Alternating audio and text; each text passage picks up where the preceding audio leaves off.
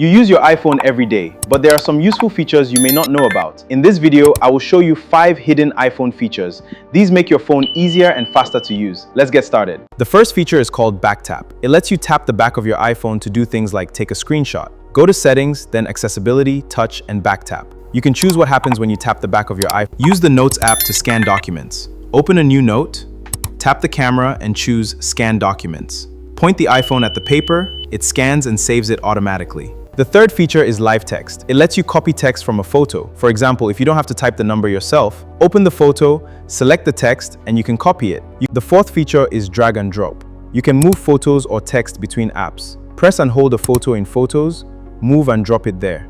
This can save you time on your iPhone. The last feature is a hidden keyboard trick. When you are typing, press and hold the spacebar. Your keyboard will turn into a small trackpad. Now you can move the cursor easily. Place it exactly where you want. So those are 5 iPhone features you may not have known about. Which one was new to you? Let me know in the comments. And tech tips like this, don't forget to like, follow, and to iTech Media for you on TikTok. I'll see you next video.